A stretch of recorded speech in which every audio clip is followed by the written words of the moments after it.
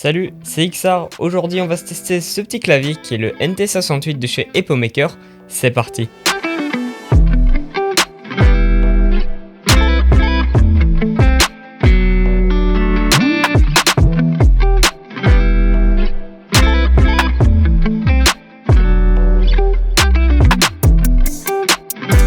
Avant tout, je voulais vous informer que ce clavier m'a été envoyé directement par la marque, mais comme d'hab, ça va absolument pas altérer mon avis sur ce clavier.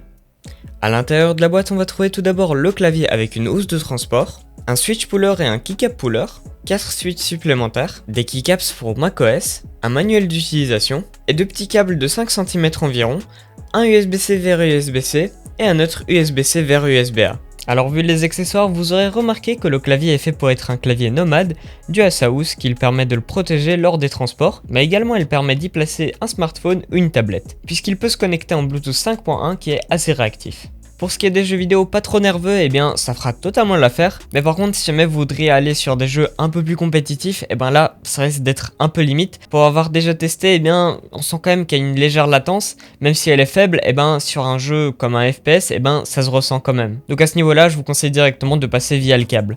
Mais par contre, eh bien celui qui est fourni de la boîte, il est peut-être un peu trop court si jamais vous êtes sur PC fixe. Après tout le monde a toujours un câble qui traîne chez lui, donc vous en trouverez probablement un. Comme le clavier fonctionne en sans fil, il va avoir du coup une batterie intégrée, et celle-ci est de 1900 mAh. EpoMaker annonce une autonomie sans le rétroéclairage entre 2 et 5 semaines, et avec entre 20 et 80 heures, ce qui est vraiment correct. Pour le coup, j'ai pu tenir une semaine avec du RGB et une luminosité moyenne. D'ailleurs, sur le côté du clavier, il y a une petite diode qui affiche l'état de la batterie. Donc dès que le niveau de batterie va commencer à être très faible, eh ben la diode va s'afficher en rouge simplement. Mais par contre, ce qui est dommage, c'est qu'on n'aura pas plus d'infos sur l'état de la batterie, donc ce sera un peu à haut feeling. Esthétiquement parlant, ce clavier est très minimaliste et surtout très fin, puisqu'il a une hauteur allant de 2,5 à 3 cm, mais si vous voulez encore plus fin, il y a une version avec des switches low profile qui est encore 2 fois plus fine. Le clavier est au format 65% et en termes de dimension globale, il fait 31 sur 10 cm.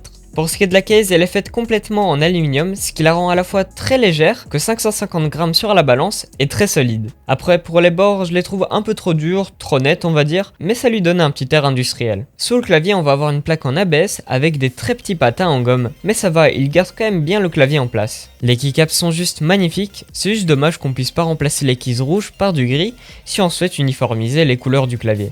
Sinon ils sont faits en PBT dans un profil XDA qui est un profil non sculpté et donc chaque rangée aura la même forme. Les switches sur ma version sont des Chocolate Brown de chez Skylang, d'ailleurs j'étais même pas au courant avant ça qu'ils en faisaient. C'est des switches du coup tactiles et sont très semblables à des Gateron Brown. Le PCB est d'ailleurs hot-swappable, donc si jamais ça vous tente, eh ben vous pouvez lube vos switches très facilement. Bon, pour ce qui est des stabilisateurs maintenant, eh ben c'est pas extraordinaire. C'est des stabs montés sur la plate directement et ils font un bruit légèrement métallique au niveau de la barre d'espace. Mais je vais vous laisser directement écouter le sound test, comme ça vous verrez par vous-même.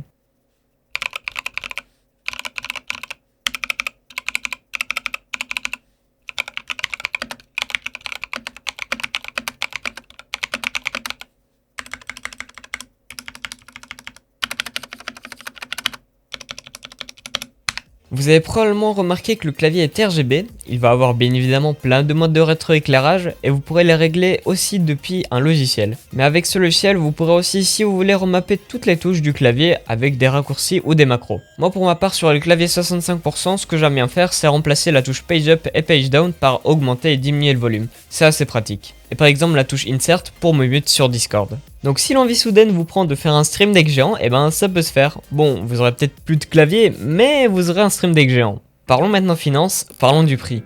Pour ce qui est de la version, que ce soit low profile ou classique, comme j'ai ici, le prix sera de 105$, donc 95€. Et en vrai, niveau prix, je le trouve quand même plutôt correct. Faut pas oublier qu'on est quand même sur un clavier sans fil avec une très bonne autonomie. Il a également une case en aluminium, ce qui rajoute un petit peu de prestige à ce clavier. Niveau finition, il est vraiment très bien, avec également des switches très corrects. Et en plus, on a une petite housse qui permet de le transporter. Alors oui, bien évidemment, il y a le petit problème des stabilisateurs. Mais si jamais vous savez bidouiller un petit peu, eh bien vous pouvez toujours modder les stabilisateurs et ne plus avoir ce problème-ci. Si jamais vous êtes du coup à la recherche d'un clavier plutôt polyvalent, qui puisse être à la fois plutôt performant et facile à transporter, eh ben ça peut être vraiment un très bon investissement pour vous. Bien évidemment, je ne force personne pour acheter ce clavier et c'est à vous de vous forger votre propre avis. Mais en tout cas, ça m'intéresserait que vous me dites ce que vous en pensez en commentaire. Bien évidemment, vous allez retrouver le lien de ce clavier en description. Mais donc voilà. Sur ce, eh bien, cette vidéo va s'arrêter là. J'espère qu'en tout cas qu'elle vous aura plu. Si c'est le cas, eh bien pensez à mettre un petit pouce vers le haut. Également à vous abonner à la chaîne si ce n'est pas encore fait. Pensez aussi à rejoindre mon serveur Discord qui se trouve en description. Également Twitter qui est toujours juste en dessous. Sur ce, eh bien moi je vous dis à une prochaine vidéo. Allez ciao tout le monde, c'était XR.